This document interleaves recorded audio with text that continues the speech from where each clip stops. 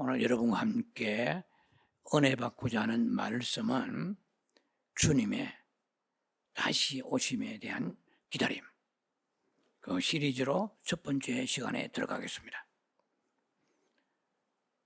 말씀의 제목은 나는 과연 주님의 다시 오심을 기다리는가?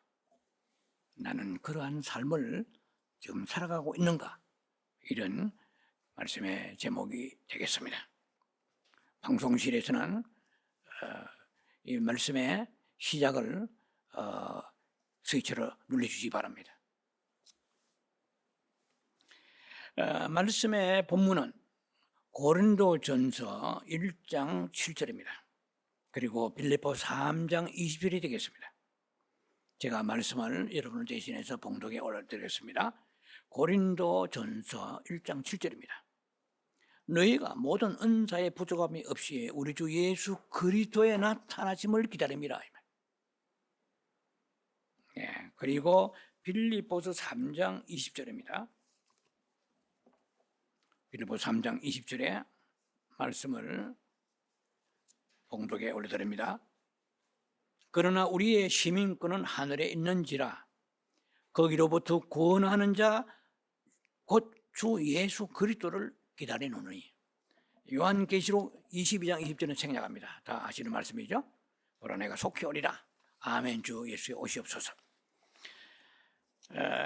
오늘부터 몇 차례에 걸쳐서 주님의 다시 오심에 대한 시리즈로 여러분과 함께 은혜의 여행을 떠나기로 오늘 시작하게 되겠습니다. 말씀에 일단락에 들어가기 전에 먼저 잠깐 부연 설명을 하겠습니다. 신학자들의 그 주장과 그들의 그 신학의 관에 따라서 재림에 대한 설이 아주 분분합니다. 성도들은 갈팡질팡해요, 제가 볼 때. 그런데 그냥 오늘 또 사실 이 제목은 주님의 재림에 대한 시리즈로 얘기하려고 했는데, 제가 마지막 오늘 교회를 오면서 차중에서 기도하면서 재림이라고 쓰기보다도 다시 오심이라고 하라 하는 말씀이 내 마음에 임했습니다. 왜냐하면 성도들은 재림과 강림을 혼용해서 사용하고 뒤섞여 거기에 분별하지 못하고 있습니다. 그래서 재림을 얘기하면 상당히 강림과는 거리가 먼 메시지가 될 수가 있습니다. 그래서 주님의 다시 오심이라고 얘기할 때는 강림과 재림이 두 가지 다 포함된다고 생각하면서 들으셔야 됩니다. 사실 엄격한 의미에서 모든 신학을 다 교리를 떠나서 엄격한 의미에서 저는 재림을 기다리기보다는 강림을 기다리는 사람입니다. 성경에서 우리가 헷갈릴 수밖에 없어요. 왜냐하면 데살로니가 후서 1장 17절 같은 데 보면은 데살로니가 전후서는 사도 바울이 주님의 그 다시 오심에 대해서 굉장히 많은 메시지가 성경에 가장 많이 들어있는 말씀입니다. 근데 데살로니가 후서 1장 10절 같은 데 보면은 강림이 나와 있어요. 또 2장에도 보면은 8절에 또 강림이 나와 있는데, 성경에서는 재림이라는 단어가 제가 알기로는 번역 우리의 성경에는 없습니다. 다 강림으로 되어 있어요. 근데 헬라어 성경, 영어 성경까지도 좀 보기 한계가 있어요. 다 그냥 카밍이라고 되어 있어요. 그렇기 때문에 헬라어 성경상 보면은 강림과 재림, 이것은 파루시아라고 썼지만 신학자에 따라서는 강림을 카타페스라고 그렇게 쓰는 사람도 있습니다. 그래서 파루시아라고 할 때는 강림과 재림이 다 적용되지만, 이것은 헬라어를 해서 좀 죄송하지만은 에피파네요 이렇게 말합니다. 이것은 나타나다 이런 뜻이에요. 아포칼립시스, 이것도 계시란 뜻이에요. 그러니까 예수님이 다시 오시는 것은 틀림이 없지만, 어떤 신학자는 이게 아주 단일 재림이라고 외치는 사람 많습니다. 저는 그걸 지지하지 않습니다. 그러니까 예수님이 단일 재림이라고 그러면 재림, 그러니까 지상에 오시는 그밖에 말하지 않는 거예요.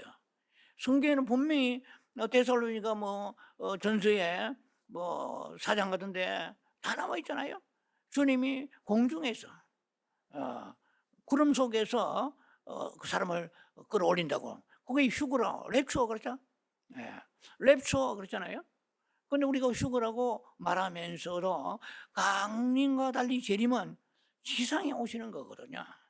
이거 제가 볼 때는, 제가 유능한 신학자도 아니지만 제가 볼 때 너무나 구별이 됩니다. 이 얘기를 하다 보면 오늘 설교가 좀 길어질 것 같은데 그건 제가 중요하니까 서론에 밝힙니다. 그래서 주님의 강림, 이 설교를 듣는 유튜브 성도들이나 여러분들이 이 두 가지를 옛날에 많이 설교했지만 그래도 까먹었을 거예요. 그래서 강림이라고 하려면은 도둑같이 오시는 거야. 성경에 분명히 도둑같이 오신다고 그랬거든. 도둑같이 오시는 거하고 그게 강림이에요. 그러면 재림은 뭡니까? 영광 중에 공개적으로 모든 사람이 다 보는 가운데서 오시는 게 재림이야. 그러면 재림은 지상 재림이야. 강림은 공중 강림이요. 이 정도 하면 알아들으시겠죠? 네. 그래서 다 에피파네요, 아포칼립시스, 헬라어 동은 좋습니다. 그러나 파루시아죠. 다 나타남이란 뜻이죠. 예, 그리고 도래하다 이런 뜻이에요. 근데 구름 속에서 우리를 끌어올리신다고 분명히 성경은 그렇게 말씀하시잖아요. 그리고 이제 계시록 19장에 보면은 수많은 군대들이 흰옷을 입고 그리스도와 함께 다시 땅에 내려오셔서 적 그리스도를 여호와 입에 나오는 검으로 전멸하시는 장면이 나옵니다. 이게 뭡니까? 이게 지상 강림이에요. 아무리 생각해 보세요. 지상 강림과 지상 강림이라고 이제 죄송합니다만 지상 재림과 공중 강림은 달라도 너무 다르잖아요. 공중에 끌어올리시고 사람들이 그래 휴거 하잖아요. 휴거가 땅에 예수님 오시는 것이 휴거입니까? 아니잖아요. 그런데도 신학자들이 이 단일 재림을 주장하는 사람이 많습니다. 그런 교회 성도들은 제 설교를 들으면 당장 뭔가 의문을 가지게 되고 비판적으로 생각할 거예요. 이게 소위 말하는 패러다임이 안 바뀌면 죽을 때까지 자기 고생이에요. 자기 손해예요, 솔직히. 자, 그래서 제가 유능한 목자나 목사라기보다도 성경을 연구하면 그거 답이 나와 있는데 왜 그렇게 주장하는지 모르겠어요. 아주 훌륭한 신학자들이 그런 사람 많습니다. 그래서 강림과 재림은 두 가지로 성경에서 기록을, 우리 성경 기록이 안 돼 있지만 원어적인 측면에서 보면은 두 가지가 강림과 재림은 다르다. 공중 강림, 지상 재림, 이름은 다 돼 있죠. 그래서 제가 재림이라고 제목을 쓰다가 오늘 아침에야 깔끔하게 기도하면서 바꿨습니다. 주님의 다시 오심에 대한 기다림이라는 메시지로 시리즈로 여러분과 함께 말씀을 나눌 것입니다. 자, 첫 번째 단락에 들어가겠습니다. 주님의 다시 오심에 대한 성경의 약속에 대하여. 신구약 전체에서 그리스도의 다시 오심에 대한 말씀이 엄청난 수요로 언급되어 있습니다. 제가 정확하게 카운트해보진 않았지만 학자들 견해에 따르면 이게 평균 20절마다 한 번씩 등장한다고 합니다. 얼마나 자주 등장하는지 아시겠죠? 신구약 전체에서. 주님의 다시 오심에 대한, 재림만 얘기하는 것도 아니고 강림만 얘기하는 게 아니에요. 제가 오늘 다시 오심이라고 얘기하는 것은 재림과 강림을 사실은 포함시켜서 말씀드립니다. 이게 원칙적으로 말하자면은 강림에 대한 설교가 따로 있고 재림에 대한 설교가 따로 있어야 되지만, 제가 좀 여러 가지 의미에서 옛날에 설교를 많이 했기 때문에 이번에 함께 묶어서 말씀을 드립니다. 자, 그래서 여러분들이 이해하실 때 조심하셔야 될 것입니다. 지금 목사님이 설교에 저것이 강림인지 재림인지 그것을 여러분들이 분별하시면서 설교를 들으시기 바랍니다. 자, 그래서 예수님이 이제 크게 말하자면 주님이 오심은 두 번이죠. 주님이 첫 번째 오심 초림이라고 그러죠. 그리고 주님이 두 번째 오심 세컨 카밍이라고 그러죠. 주님의 두 번째 오심을 우리가 재림이라고 말하고 혹은 강림이라고 말합니다. 그래서 주님의 두 번째 오심이 있고 첫 번째 오심이 있다는 거죠. 첫 번째 오심은 십자가 위에 2000년 전에 우리 죄를 대속하시기 위해 십자가에 돌아가시고 하나님의 의를 이루시고 영광 가운데 주께서 이제 부활하시고 승천하십니다. 그럼 부활하시고 승천하신 예수님은 지금 어디 계십니까? 보좌 우편에 계시죠. 그럼 예수님이 부활하시고 승천하셔서 하늘 보좌 우편에 계시는데 뭘 하고 계실까요? 많은 것이 있겠지만 그중에서 히브리 7장 25절을 소개합니다.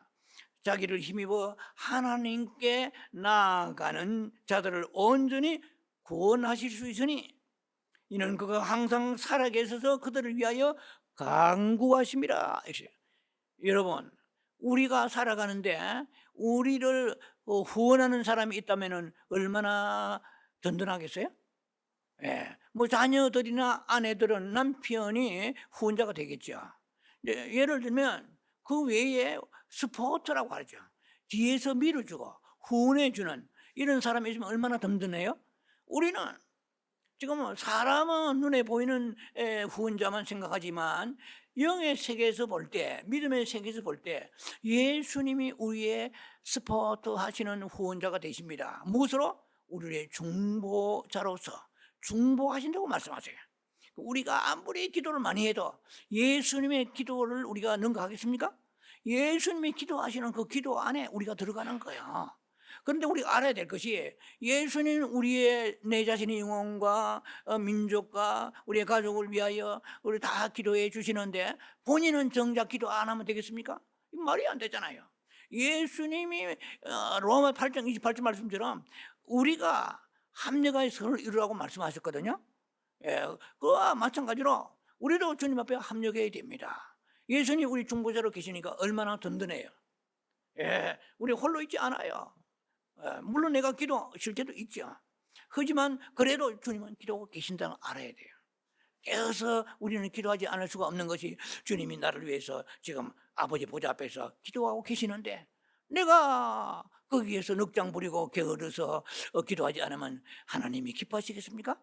그럼 아버지의 뜻을 속히 이루려고 그러면 뜻이 하늘에 이룬 것이 땅에서 이루어지더라고만 할 것이 아니고 내 자신이 기도에 동참자가 되어서 주님의 중보 기도에 힘입어서 함께 기도할 때 기도의 효과가 더 배가 되어 나타나게 될 것입니다. 우리의 관리자로서 내 인생의 생사화복을 주관하시는 거예요. 내가 아무리 건강에 최선을 다한다고 해도 주님이 그 데려가시면 그 거부할 자가 없는 거예요. 제가 최근에 전도서를 새벽에 일어나 기도하고 또 읽고 성경을 여러 분야에서 많이 읽어갑니다만은 거기 보면은 사람이란 게 그 전도서 뭐 7장인가 기억이 되면은 사람은 이 그 장래를 알지 못하 자기의 시기를 알지 못하느니라 되어 있어요. 그래서 새가 올무에 걸리고 그리고 물고기가 그물에 걸리는 같이 우리가 재앙에 걸리게 되느니라 그래요. 여러분요, 우리 기도하지 않고 깨어 있지 않으면 안 됩니다. 내일이 누가 보장되어 있어요? 자고 일어나면 무슨 재난과 환란이 올 줄 아무도 모릅니다. 새가 자기에게 올무에 걸릴 때에 지금 조금만 가면 올무가 있을 거야 생각하겠어요? 물고기가 그물에 걸리는데 수많은 물고기들, 그 그물에 걸린 물고기는 불행하잖아요, 불쌍하잖아요. 그런데 그 물고기들이 물론 물고기니까 그렇겠지만 사람과 비교할 수 있죠. 그 물고기가 조금만 가면 그물이 있으니까 조심해 이렇게 하겠어요? 모르죠. 그와 같이 너희도 인생에 있는 재앙이 물고기나 새나 다름없이 갑자기 임하느니라.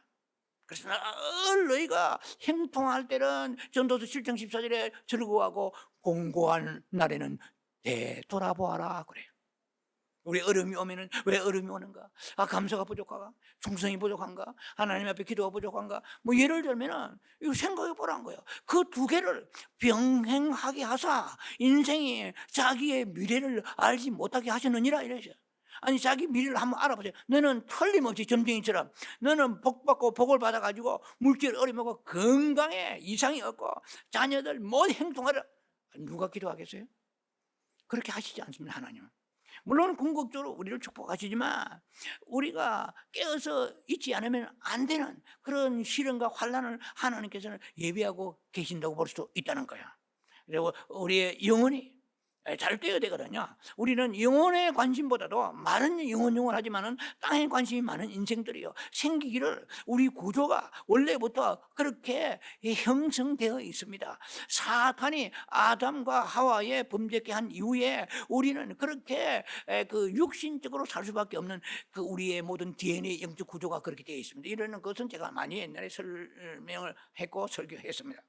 자, 그래서 주님께서 이렇게 다시 오실 때에 이사야서 2장과 11장에 보면 이 땅의 죄가 다 사라진다고 말씀하십니다. 그날이 주님 오실 때입니다. 자, 성경은 곳곳마다 주님의 다시 오심을 알리고 있어요.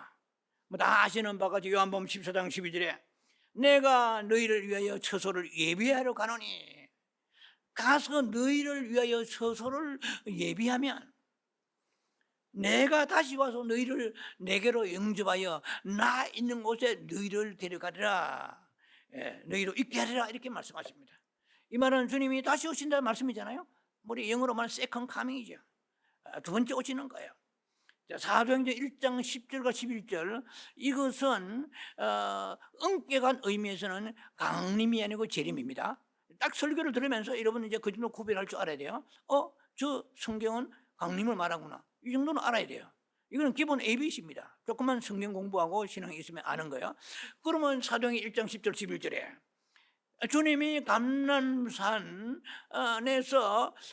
많은 제자들이 보는 앞에서 이제 공중으로 주님이 들림받아 이제 승천하시는 장면이 나와요. 그런데 사람들이 얼마나 놀랐겠어요. 제자들이 예수님의 부활을 본 사람이 지금 500명이 되잖아요. 어쨌든 간에 많은 사람들이 예수님이 공중에 들림받는 승천하시는 그 모습을 보고 충격을 받고 있을 때 천사가 옆에서 그렇게 메시지를 전합니다. 갈파합니다. 너희 가운데서 하늘로 올리우신 이 예수는 하늘로 올라가심을 본 그대로 오시리라. 이거는 뭘 말씀하세요? 강림을 말하세요? 재림을 말하세요? 답이 나오죠. 자, 그러면 예수님이 지상 재림을 하실 때에 지금 얘기인데 이제 두 번째 오신다는 거죠. 어쨌든 예수님이 이거 어디로 오십니까? 이거 신학자가 이것도 말이 많아요. 그런데 성경은 스가랴 14장 4절에 명확하게 단 한 방에 찔러버립니다. 뭐라고 말씀하십니까? 예수님이 다시 지상 재림하실 때에 예루살렘 동쪽 감람산에 그 발을 내리신다고 말씀해요. 두 발을 거기에 내리세요. 지상 강림하십니다. 죄송합니다. 지상 재림이죠. 예. 자, 지금 사도행전 1장 10절 11절은 그 얘기입니다. 자, 어쨌든 이건 다시 오신다는 얘기죠. 주님이 두 번째 오심을 말씀해 주고 있는 것입니다. 히브리서 9장 28절에는 바울이 이렇게 고백하죠. 그리스도께서 구원에 이르게 하기 위하여 죄와 상관없이 자기를 바라는 자들에게 두 번째 나타나시리라 선포하고 있습니다. 물론 히브리서 기자에 대한 여러 가지 논란이 많습니다만 그냥 바울이라고 생각을 하면서 제가 말씀을 전합니다. 계시록 22장 20절에 보면은 이거 다 아시는 말씀이에요. 내가 진실로 속히 오리라. Yes, I am coming soon 합니다. 내가 진실로 속히 오리라. 그러니까 사도 요한이 뭐라고 응대하고 거기에 대답합니까? 아멘 주 예수여 오시옵소서. 이 마라나타라고 그러죠. 마라나타. 주여 어서 오시옵소서 이 말이야. 아멘. quickly come. quickly는 성경에 안 나와 있지만은 그 뜻은 quickly죠. 빨리 속히 오시옵소서. Lord Jesus Christ. 예수 그리스도여 다시 오시옵소서. 내가 속히 오리라 하니까 사도 요한이 뭐라고 응대하고 대답합니까? 아멘 주여 오시옵소서 이런 거예요. 이건 다 주님이 두 번째 오심을 전제하고 나오는 말씀들이죠. 자, 이 모든 걸 종합해 볼 때 주님은 2000년 전에 십자가에 예수님 우리의 죄 때문에 못 박혀 죽게 하시고 구원하시기 위해서만 오신 것이 아니고 다시 지금 2000년이 지났잖아요. 지금 그럼 언제 주님 오실지 모릅니다. 이런 촉박한 시기에 뭘 보면 알 수 있습니까? 세계가 돌아가는 오락선이, 그 오락선이 말은 뭐 좀 과한 표현이지만 세계 돌아가는 형국을 보면 답이 나와요. 아, 지금 벌써 뭐 세상에 있는 뭐 스님, 중들도 말세라고 하잖아요. 지금 그렇게 기독교인들도 말세하면서 제가 얘기하고자 하는 것은 지금 말세를 얘기하고자 하는 거 아니에요.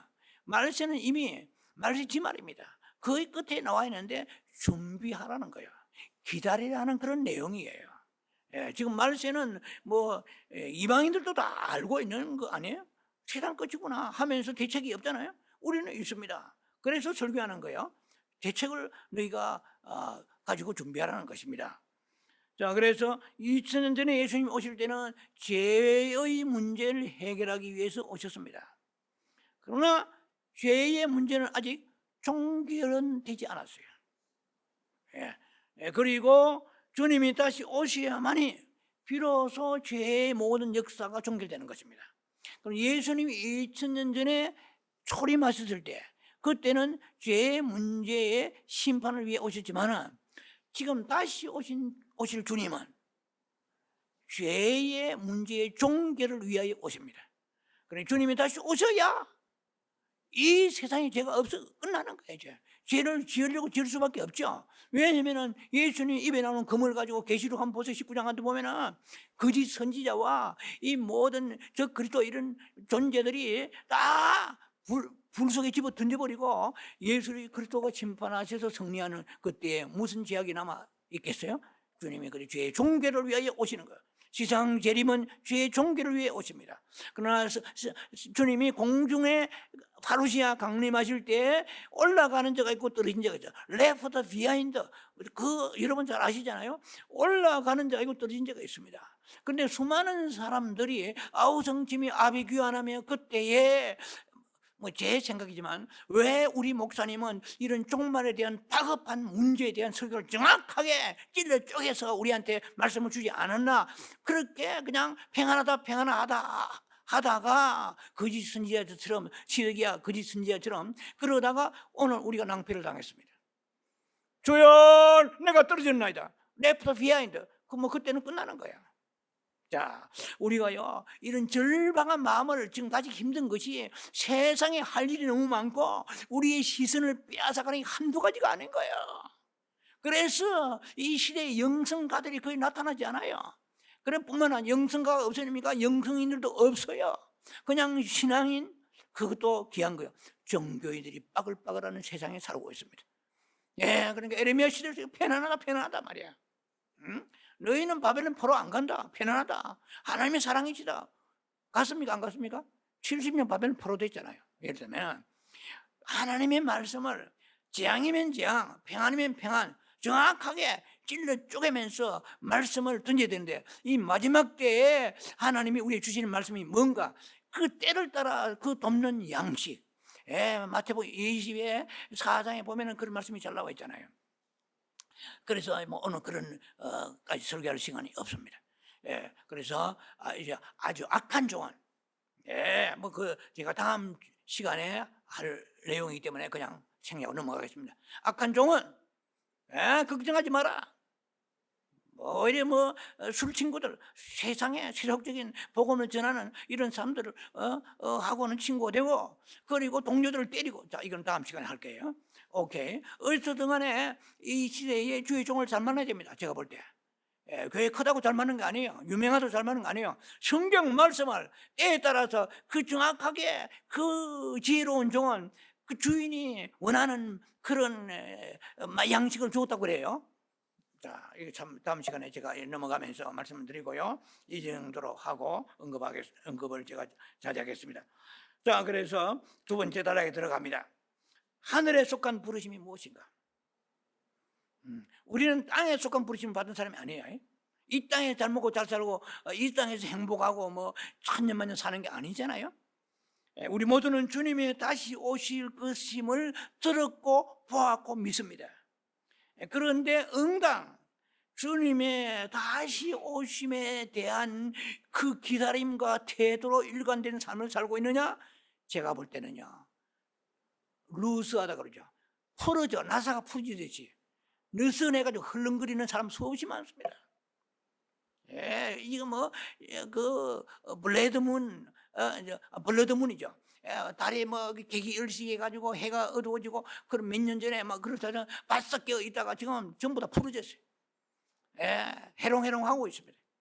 그래서 주님께서 여러 가지 그 시리즈의 말씀이 있지만은 우선순위로 이 말씀을 주신 거야. 지금 이스라엘과 헤즈볼라, 뭐 레바논의 사태, 그 뭐 상상을 초월합니다. 그리고 러시아 푸틴은 핵무기를 가지고 있는 사람이에요. 우크라이나는 핵무기가 뭐 원래 있었던 나라입니다. 세계 3대 핵무기 보유국가 중에 한 나라인데 그 핵무기를 다 그들이 이제 파손하고, 뭐 파손하다기보다도 핵무기 사용을 하지 않고 모든 것을 이제 가동을 중단해 버렸습니다. 그런데 한 방에 핵무기, 북한의 김정은이도 큰 소리 칩니다. 빵빵 큰 소리 치는 것은 대한민국이 아무리 군사력이 뭐 최신 첨단의 군사무기 발달하는 것도 한방 핵무기를 당할 재간이 없어요. 이것은 뭐냐면은 전 세계가 콩가루 될 수 있는 그러한 그 아주 위기에 직면해 있다는 거예요. 자, 오케이. 어쨌든 간에 우리가 이런 여러 가지 상황을 볼 때에 깨어 있어야 되는데 뉴스에만 관심을 가지고 강건한 등불 보기에 팔짱 끼고 있으면 되겠습니까? 누가복음 21장 36절에 이렇게 말씀하십니다. 너희는 장차 올 이 모든 일을 능히 피하고 인자 앞에 서도록 항상 기도하고 깨어 있으라고 그랬어요. 그래서 be always on the watch and prayer. 항상 이게 always, usually 항상 기도합니까? 시간마다 기도합니까? 분초마다 기도합니까? 아침, 점심, 저녁 기도합니까? 안 하잖아요. 하는 사람도 물론 있겠지만은 대다수가 생존에 바쁘고 여러 가지로 우리의 뇌리를 혼란시키면서 집중력을 빼앗아가는 너무나 많습니다. 기도의 영이 없어요. 그리고 기도가 안 되는 거예요. 기도 아무나 됩니까? 기도의 영을 받아야 돼요. 기도의 은총을 입어야 돼요. 그래서 기도가 안 하면 견딜 수 없도록 갈급함이 내 속에 흘러나와야 되는 거예요. 이게 쉽지 않은 거예요. 그러나 주님 앞에 계속해서 기도의 영을 따라 기도하고 기도 쉬는 죄를 범하지 않게 해달라고 기도해야 됩니다. 기도에 갈망을 주옵소서, 깨어있게 하여 주옵소서. 기도 없이는 절대로 깨어있을 수가 없는 것입니다. 마태복음 24장 42절에 이렇게 나와 있습니다. 그러므로 깨어있으라 그러죠. alert, awake 정도 아니에요. 이런 뭐 on the watch, 깨어있으란 말이에요. 그러니까 깨어서 watch 보라는 얘기요, 보자는 얘기요. 뭐 봐, 세상에 돌아가는 보고도 오늘 태만하다고 그러면 더 이상 다른 처방이 없어요. 다른 약이 없어요. 세상에 돌아가는 보고 자 봐라 말이야. 미국이 세계에서 제일 잘 사는 나라잖아. 그런데 이번에 허리케인 오니까 그 집 땅까지 날아가는 것은요, 종이짝 무슨 뭐야 이게 뭐 아이들 소꿉장난하는 거 날아가는 거예요. 트레일러 날아갑니다. 강력한 그 허리케인의 중심에 들어가서 견딜 자는 하나도 없어요. 그래, 와 보라, 하나님의 하신 일을, 자연재해를 이길 힘이 없는 거예요. 오늘 우리가 사는 지역에 허리케인 와서 한번 돌아버리면 우리도 끝나버립니다. 나의 꿈과 가족과 소망과 희망, 세상 말로 좋아하시렵니다. 아무런 힘도 몇 가지가 없는 거예요. 그는 저는 생각에 나름대로 기도하면서 왜 이 미국은 크리스찬도 많고 그래도 기독교 국가라고 할 정도로 크리스찬이 많은데 이렇게 시련이 크게 옵니까? 재난이 옵니까?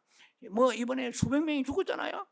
한번 생각해보세요. 사랑하는 가족들이 상상도 하지 못할 그 부와 평안과 안락함을 누리고 최고의 쾌적함을 누리면서 이렇게 행복하게 살아가는데 하루아침에 집 닦아러 날아가서 자기 집에 가보니까 흔적 찾지 못해요. 그뿐입니까? 우리 기도원 부근에도 브릿지 파이어 와가지고요, 거기 15분 거리에 있는데 다 타버렸어요. 그 아름다운 모든 별장들, 그 아름다운 수목들은 수 없는 5만, 6만, 7만 에이커가 타버려요. 불타버렸어요. 하루아침에 집을 잃은 사람들이 어디 가서 이 겨울을 지내겠습니까? 그런데 미국을 사랑하시는데 이렇게 깨어 준비하지 않은 사람에게 주님이 워닝, 주님이 우리에게 주는 놀이 있습니다. 깨어 있으라 말이야. 나에게는 예외가 없다는 게, 미국이 아닌 우미국이라도 예외가 없어요.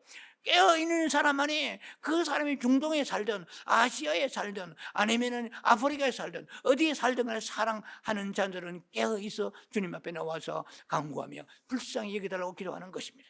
그래서 깨어있으라 마지막 때에. 그러나 많은 사람들이 깨어있지 못하고 주의 종들이 설교하면서 성도들을 다른 거는 깨우는데, 도덕적으로 깨우는데, 지식은 깨우는데, 교리는 깨우는데, 주님이 오실 날에 준비함을 가지게 깨어있지 못하게 하면 재우는 자가 되는 것입니다. 그런 종들은 주님께서는 내가 너희를 쪼개버리라, I will cut 했어요. Peace to him, 내가 너를 쪼개버려. 와, 이런 다음 시간에 제가 말씀드릴까요? 무서운 주님의 말씀이 주의 종들에게 임하고 있습니다. 무슨 말씀이에요? 주의 종들이 목사, 교회 크고 잘하는 거 하나도 없어요. 만약에 10,000명 나온다, 10,000명 나오는데 9,000명 재웠다 그러면 이 종은 주님이 쪼개버리십니다. 이 쪼갠다는 말은 굉장히 신학적 어려운 말이에요. 쪼개버리면 어떻게 되겠어요? 그래서 생선을 쪼개버리면 어떻게 되겠어요? 지옥이잖아요. 자, 무서운 말씀입니다.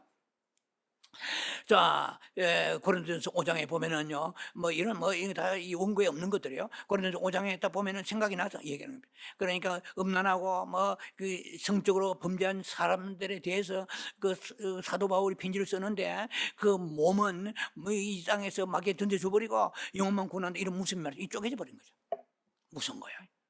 자, 이 땅에서 영원히 주님을 섬기기를 바라면서 봉사 충성만 목사들이, 주의 종들이, 또 성도들이 그게 일로 될 것이 아니고 열심히 주님 오실 날까지 봉사해야 되지만 그것이 궁극적인 목적이 되어서는 안 된다는 거예요. 이해를 잘 하셔야 됩니다. 그래서 우리는 이 땅에서 봉사하고 충성할 것을 준비하는 것이 이 신앙의 최대 목표만 가지서는 안 됩니다.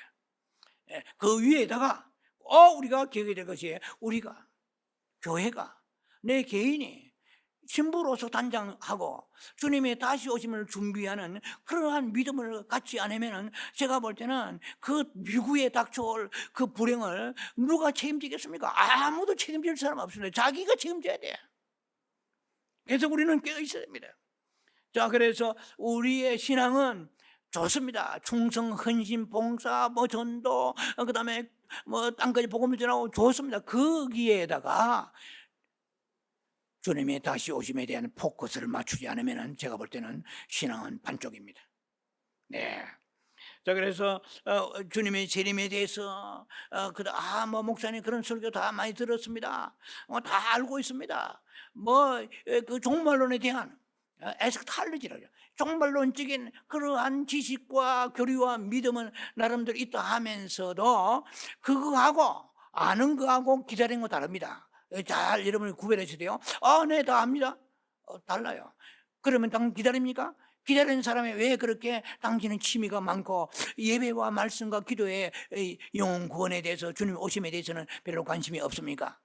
이것은 아주 그냥 신앙의 이원론적인 삶을 살고 있는 거거든요. 하나가 되어야 되는데 그런 사람이 있다면은 이것은 실제적으로 주님의 재림 혹은 강림, 다시 오심을 기다리는 신앙이 아닌 거예요. 우리의 소망은 이 세상 하루아침에 내 삶도 어떻게 될지 몰라요. 여러분은 안전합니까? 저는 브릿지 파이어 기도할 때 그 2-3주간 불이 나서 얼마나 많이 기도했는지 몰라요. 그냥 불타오르는 그 주먹만한 그 숫덩어리가 우리 기도원에 날아오고요. 정말로 그래서 감사하죠. 왜냐하면 불타지 않은 것도 감사하지만 간절히 기도하셔서 너무나 감사합니다. 주님이 오실 날이 가까워졌습니다. 이렇게 행복하고 부족함이 없이 모든 것이 여유만만하고 쾌적하게 살아가는 이 동네에 한순간에 불행이 올지 누구 알았겠습니까? 누가 홍수 혹은 이렇게 무서운 캘리포니아의 산불에 희생된 사람이 한두 명이 아닌 것입니다. 집체가 흔적도 없이 사라져 타버린 사람들이 한두 명이 아니고 수백 명이 됩니다. 수천 명이 됩니다. 자, 이 모든 재난, 이거는 뭐 7년 환란 전에 이 마지막 시대에 우리가 준비하지 못하니까 주님이 하시는 방법은 우리가 미워서 저주스러워서 그렇게 했습니까? 깨어있지 않으니까 그런 거야. 깨어있어야 돼요. 그런데 시련이 오면 우리가 다 싫지. 그러나 그것도 감사해야 돼요. 깨어있지 않고 회개해요. 리펜텐스, 회개하고 그 다음에 기도의 수량과 깊이를 늘려야 되는데, 그래도 그것만 지나가면 또 다시 원위치로 옛날 돌아가 버려요. 이런 사람이 깨어있는 사람입니까? 자는 사람이에요. 잠자는 자에 일어나라 말이에요. 이거는 요나와 같이 배 밑창에서 깊이 잠드는 사람이에요. 자기만 우선 편하면 먹고 살기에 부족함이 없으나, 이것은 깊이 영적으로 잠자는 사람은 어느 때 어떤 시련과 환란이 우리에게 임할지 모르는 것입니다. 깨어있는 사람은 시련과 환란이 있을지라도 이기는 힘이 있을 것이고, 주님께서는 그 어려운 시련을 또 피할 길을 내어 주실 것입니다. 여러분 고린도서 10장에 잘 아시잖아요. 우리가 감당할 시험밖에 허락지 아니하신다고 그래요. 이 누구에게 하신 말씀입니까? 모든 성도들에게 오케이. 그러나 그에게 해당되는 사람이 되어야 돼요. 그러면 피할 길을 내서 그 모든 감당할 시험에 올면은 우리에게 감당할 힘을 주신다고 그랬는데, 누구에게? 깨어있는 사람이에요. 여러분 보세요. 성경의 축복의 말씀이 36,500가지 말씀이 우리에게 다 우리 것입니까? 해당되는 자가 있고 안 되는 사람이 있어요. 우리는 그 안에 해당되는, 그러면은 제가 볼 때는 적어도 날마다 인생의 목표가 이 땅에 딸자식 잘 키우고 부귀 영광 누리고 별일이 살아가는, 그것은 제가 볼 때는요 신앙의 파원입니다. 신앙의 객길로 가는 것입니다. 우리의 많이 가지다 모든 부유하고 부족함이 없어 그럴수록 더 깨어서 주여 제게 주시는 이 축복을 통하여 잠자는 자 되지 않고 깨어있기를 원합니다. 그런 사람 많지 않습니다. 제가 정확히 모르지만 그런 사람이 되어야 됩니다. 자, 그래서 우리는 부르심은 하늘에 속하지 땅에 속하지 않습니다. 주님의 다시 오심을 기다리는 자는 여기서 모든 생업을 다 중단하고 주님만 오시기를 바라라고 성경은 그렇게 되어 있지 않습니다. 제가 여러분들에게 잘 설명해 드리니까 여러분 기입하시고 기억하시기 바랍니다. 메모라이즈 하시기 바랍니다. 마태복음 24장 40절 41절에는 두 사람이 바꿨는데 한 사람은 데려감을 당하고 한 사람은 버려둠을 당했다. 아시죠? 두 여자가 맷돌을 돌린다고 그러죠. 맷돌질하고 있으며 한 사람은 데려감을 당하고 한 사람은 버려둠을 당한다고 그랬어요. 이것은 무엇을 말합니까? 주님이 기다린다고 그래서 그 종말론적인 삶을 산다고 그래서 오직 우리가 들린 바는 소망을 가지고 살아간다고 그래서 이 세상의 일을 다 팽개치고 그것을 책임을 완수하지 않고 이렇게 살아가라는 뜻은 아니잖아요. 성경 어디에도 흰옷을 입고 산에 올라가서 주님의 재림을 기다리라는 말씀은 없습니다. 주님의 강림을 기다리라는 말씀이 없습니다. 그래서 제가 성경 보니까 나름대로 이 마지막에 주님이 오심을 기다리는 사람들의 삶에 대한 패턴, 삶에 대한 양식, 이것을 정확하게 말씀하는 곳은 제가 볼 때는 데살로니가 후서 3장의 6절 10절을 보면은 이 데살로니가 교인들에게 예수님의 다시 오심에 대해서 사도 바울이 아주 본격적으로 티칭했습니다. 그래서 그들은 굉장히 종말론적인 믿음을 가지고 있었어요. 그러다 보니까 사람들의 그 신앙에 버금가는 삶이 따라야 되는데 이거는 개차반이에요. 그래서 그들에게 데살로니가 후서 3장 6절 10절에 보면은 이렇게 되어 있습니다. 게으르지 말라. 네가 만약에 이 재림에 대해 기다린다고 말하는 종말의 강림을 기다린다고 하는 그런 종말론적 믿음이 있는 사람들인데 굉장히 게을러. 모든 것이 게을러 터져. 이런 사람은 자꾸 일만 벌린다고 그래요. 이런 사람은 떠나라 그러세요. 쉽게 말하면 뭐래요? 사귀지 마라. 여러분요, 사람 좋다고 친절하다고 무조건 사귀면 안 돼요. 신앙을 보고 믿는 자는요, 신앙이 중심이 일 수는 없느냐? 사람을 배척해 안 되겠지만 사귀지 말아야 돼요. 내 영에 아무런 도움이 되지 않습니다. 내 영혼만 망가뜨려지는 거예요. 그리고 무질서한 삶을 사는 사람. 그리고 또 하나는 다른 사람에게 폐를 끼치지 말라고 그랬어요. 잘 기억하시기 바랍니다. 남에게 폐를 끼치지 말라. 그 다음에 데살로니가 후서 3장 10절에 일하기 싫은 자는 먹지도 말라 이랬어요. 그러니까 이 무슨 말씀입니까? 주님의 종말론의 믿음을 가지고 이게 다시 오시면 기다리는 그런 믿음이 있다고 하면서 이 땅에 살아가는 그 패턴, 삶의 패턴이 그렇게 무책임하고 성실하지 않고 이걸 주님은 사도 바울을 통해서 굉장히 책망하십니다. 꼭 기억하시기 바랍니다. 그는 주님 오신 그날까지 뭐 유명한 스피노자의 뭐 얘기입니다. 루터의 얘기죠. 내가 지구의 종말에 오면 한 그루 사과나무 심다 그랬잖아요. 주님이 오시는 그날까지 우리는 그 삶의 의무와 책임을 최선을 다해 하면서 깨어서 이 말이에요. 쟁기를 잡은 필리핀의 칼로스 목사가 얘기한 것처럼 나는 쟁기를 잡고 밭을 갈면서 내 마음은 주를 바라본다 이랬거든. 이게 훈련돼야 돼요. 열심히 일하면서 일 전부가 끝입니까? 많은 월급 받고 부유하고 끝입니까? 주님을 바라보면서 일하라 이 말이에요. 자, 그래서 쟁기를 잡은 우리는 주님을 바라보면서 열심히 우리가 밭 갈고 일을 해야 됩니다. 자, 그래서 우리 주님이 다시 오시면 과연 여러분 자신이 있습니까? 너는 이리로 올라오라. 계시록 4장에 요한을 불러 올리실 때 이리 올라오라 그랬잖아요. 주님이 다시 오실 때에 주님은 내 이름을 불러주실까? 나를 기억하실까? 여러분 마태복음 7장 23절 보시면 잘 알고 있죠. 주여 주여. 그런데 주님은 네가 별거 다 했단 말이야. 선지자 노릇하고 귀신적 능력 행하고 주여 주여 하지만은 나는 너를 모른다. 이거는 자주 제가 여러분들에게 설파하는 얘기입니다. I never knew you. Away from me. You evil doers. 악한 자여. 이래요. 주여 주여 했어요. 예수 믿으니까. 그런데 많은 일도 했어요.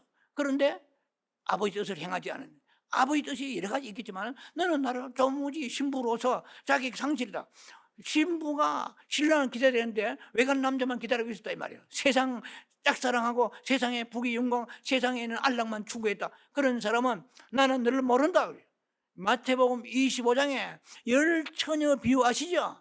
거기에서 미련한 5처녀가 기름은 없어 등불은 가졌는데, 그리고 이제 신랑이 와가지고 혼인잔치 하는데 기름이 없으니까 자다가 정신을 깨어가지고 허겁지겁 기름판에 달려가 기름 사가지고 다시 와서 혼인잔치 집에 들어가려니까 문이 닫혀버렸어요. 마태복음 25장 잘 아시죠? 그래서 주여 주여 문을 두드려서 나왔어요. 주여 주여 문을 열어주소서 이러는 거예요. 그런데 I don't know you 됐어요. 성경 보세요. I don't know you. 내가 너 모른다 이 말이에요. 그 말하고 마태복음 7장 23절 같은 말입니다. 사실은 내가 너를 모른다. 나는 주님 아는데 내가 알면 뭐예요? 내가 윤석열 대통령 아무리 잘 안다고 그래요. 윤석열 대통령 나 모릅니다. 처음 보는 목사입니다. 이러면 끝나는 거예요? 그거 아는 거예요? 피처 알아야 되잖아요. 근데 우리는 나는 주님을 성경 공부에 압니다. 아니면 주님은 나는 모른다. I don't know you. 이러면.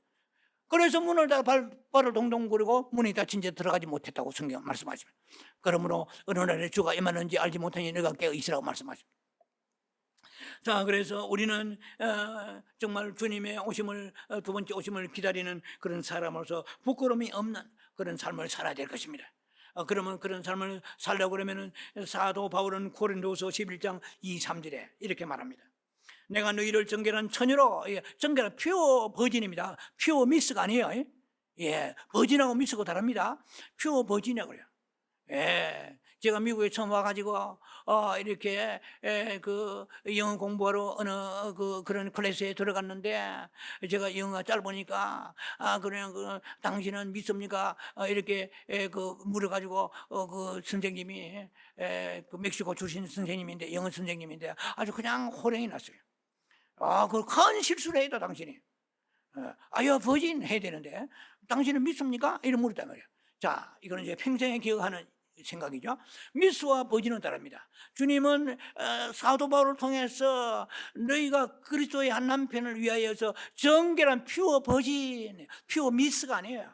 이해가 되시죠? 정결한 처녀로 한 번도 결혼해보지 않은 그야말로 정결한 퓨어, P-U-R-E죠. 퓨어, 퓨리파이, 정결한 처녀로 너희가 그리스도께 중매함이라 이 말이에요.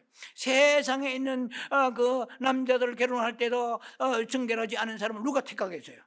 그런데 우리 주님은 만왕의 왕이십니다.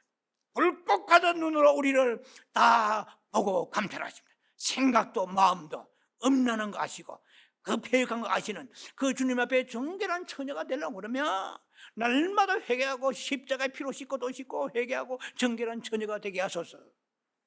한 남편 그리스도께 중매하려 하심이라 그랬어요. 그리고 고린도 12장 11장 3절에 뱀이 그 관계로 하와를 미혹한 같이 너희가 그리스도께 떠나서 진실함과 신시어 되죠. 진실함과 그리고 순수함에 써야 돼.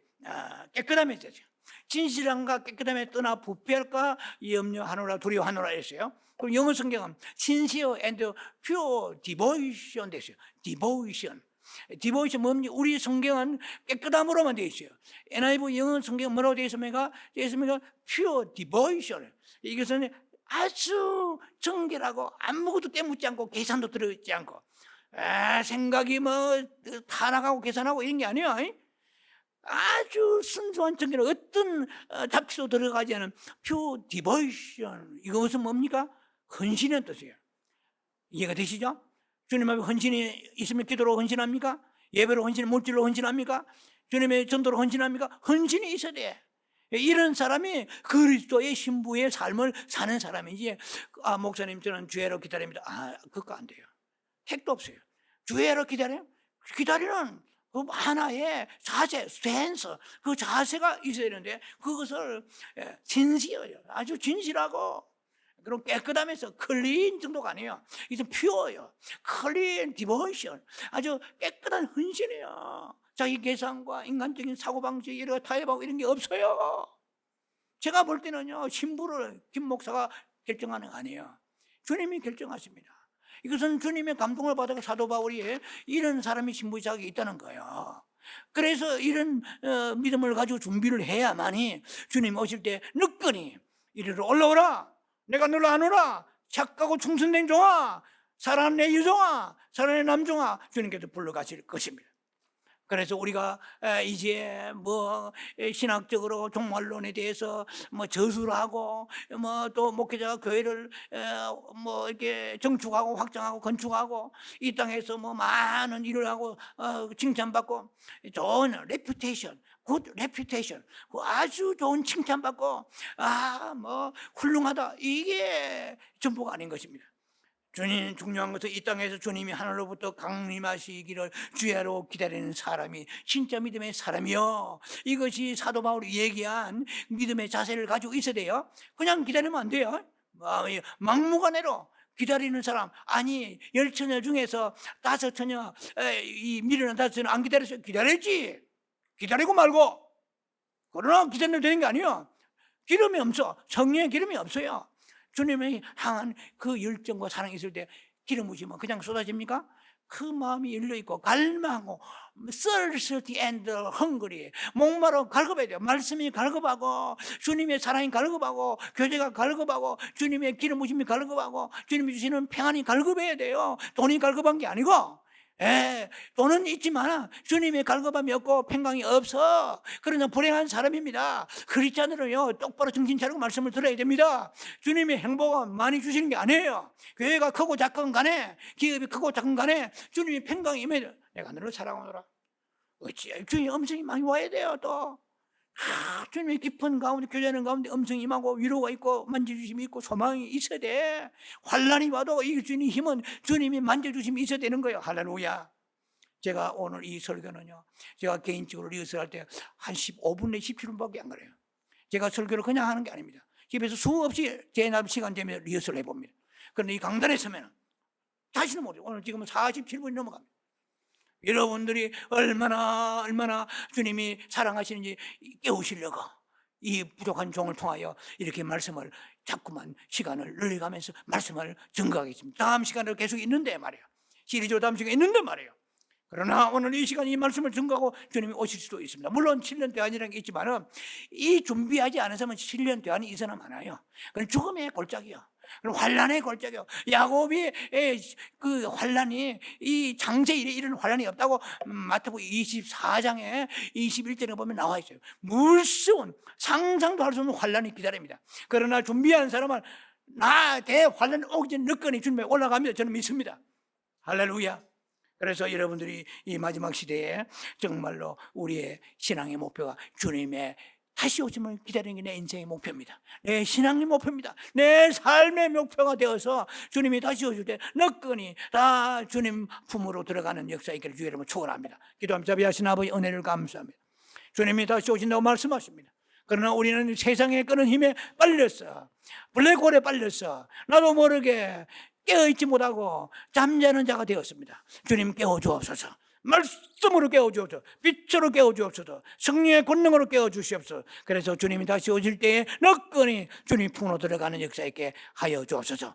기다리는 믿음으로 살아가길 원하오니 이 사랑하는 우리 성도를 축복하시고 기억하여 주옵소서. 예수님 이름으로 감사 축복 기도합니다. 아멘.